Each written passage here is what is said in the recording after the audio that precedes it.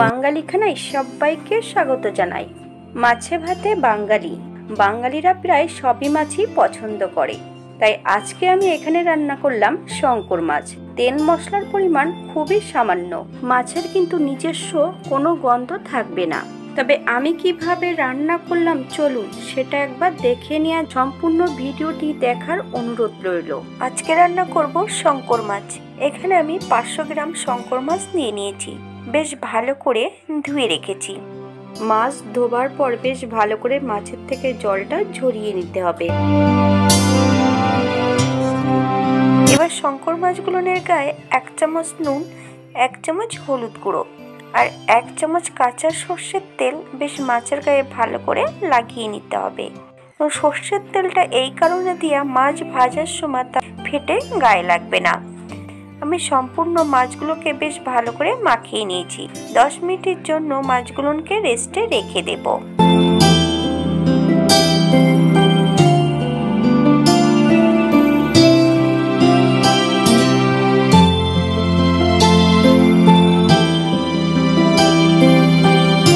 একটা কড়াইতে বেশ কিছুটা সর্ষের তেল অ্যাড করেছি।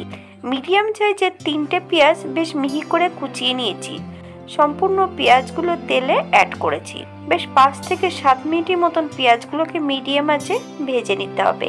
পেঁয়াজ ভাজা তেলের মধ্যে যদি মাছগুলো ভাজা হয় তাহলে মাছের নিজস্ব যে গন্ধটা আছে সেটা আর থাকবে না।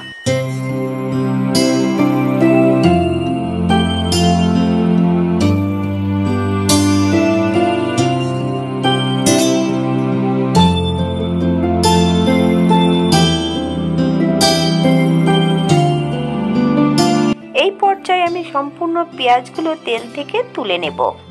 ঠিক এমন ভাবে পেঁয়াজগুলো ভেজে নিতে হবে। একই তেলে ফোড়নে রেখেছি 1 চামচ কালো জিরে। ফোড়ন থেকে সুগন্ধ বেরোলে একে একে সম্পূর্ণ মাছগুলো তেলের মধ্যে অ্যাড করতে হবে। আলতো হাতে মাছগুলোকে ছেট করে দিতে হবে। বেশ উল্টিয়ে পাল্টিয়ে ভালো করে মাছগুলোকে ভেজে নিতে হবে।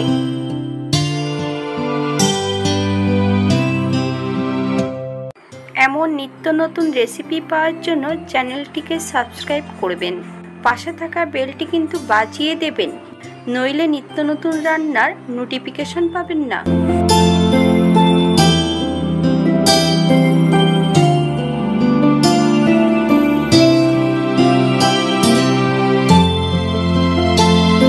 আমি মাছগুলো ভাজছি কিন্তু মিডিয়াম আঁচে। হাই ফ্লেমে মাছগুলো ভাজলে মাছের উপরের ধারটা পুড়ে যেতে পারে, ভেতরটা সম্পূর্ণ কিন্তু কাঁচা থাকবে।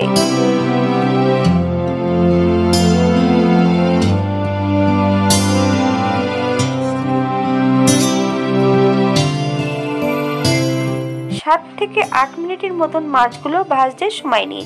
এই পর্যায়ে আমি সম্পূর্ণ মাছগুলো তেল থেকে তুলে নেব। তবে আপনারা আপনাদের পছন্দ মতন মাছগুলো ভেজে নেবেন।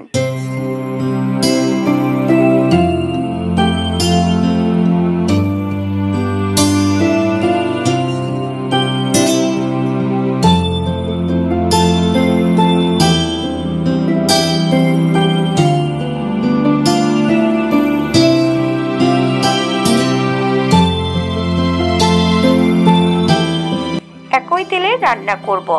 1 চামচ রসুন বাটা অ্যাড করেছি। রসুন থেকে যতক্ষণ কাঁচা গন্ধ ছাড়বে রসুনটা ঠিক ততক্ষণ ভেজে নিতে হবে।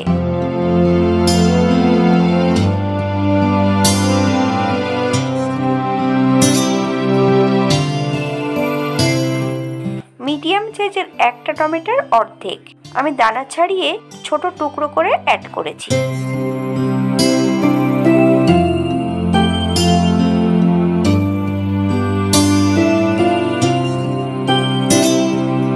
রসুন ও টমেটো বেশ ভালো করে ভেজে নিতে হবে। সামান্য একটু চিনি, আপনারা যদি পছন্দ করেন তাহলে পরিমাণে বাড়িয়ে দিতে পারেন। এই পর্যায়ে বাটা মশলা অ্যাড করতে হবে। আদা, জিরে, ধনে, শুকনো লঙ্কা একসঙ্গে বেটে রেখেছি। বাটা মশলা 3 চামচ অ্যাড করেছি। আপনারা গুঁড়ো মশলাটা দিয়েও রান্নাটা করে নিতে পারেন। এই পর্যায়ে অ্যাড করব 1/2 চামচ হলুদ গুঁড়ো।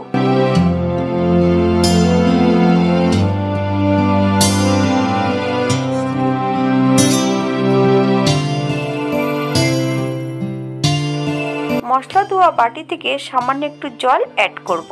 যতক্ষণ মশলা থেকে কাঁচা গন্ধ বেরোবে ততক্ষণ বেশ ভালো করে মশলাটা কষিয়ে নিতে হবে, অথবা মশলা থেকে যতক্ষণ তেল না ছাড়বে ততক্ষণ বেশ ভালো করে মশলাটা কষিয়ে নিতে হবে। এই পর্যায়ে ভেজে রাখা পেঁয়াজটা অ্যাড করব। 1 থেকে 2 মিনিটের মতন নেড়েচেড়ে মিশিয়ে দিতে হবে। এই পর্যায়ে বেশ কিছুটা কাঁচা লঙ্কা অ্যাড করেছি, আপনারা যদি পছন্দ করেন তাহলে পরিমাণে বাড়িয়ে দিতে পারেন। মশলা থেকে তেল ছেড়ে দিয়েছে, এই পর্যায়ে সম্পূর্ণ ভাজা মাছগুলো অ্যাড করতে হবে। 2 থেকে 3 মিনিটের মতন মাছ ও মশলা সহ বেশ ভালো করে কষিয়ে নিতে হবে। আপনাদের পছন্দ মতন মাছ ও মশলা কষিয়ে নেবেন। এই পর্যায়ে 2 কাপের মতন ফুটান্ত গরম জল অ্যাড করব। আপনাদের যতটা গ্রেভির প্রয়োজন ততটাই জল অ্যাড করবেন। হালকা হাতে একটু নেড়েচেড়ে মিশিয়ে দিতে হবে।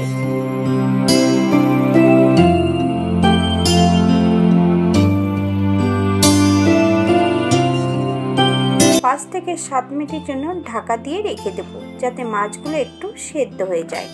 ঢাকা খুলে হালকা হাতে একটু নেড়েচেড়ে নিতে হবে।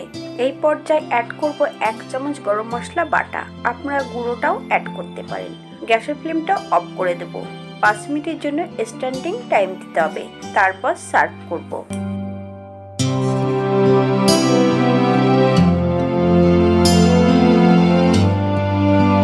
দেখতে যেমন ভারী সুন্দর হয়েছে, গরম ভাতে খেতে অসম্ভব ভালো।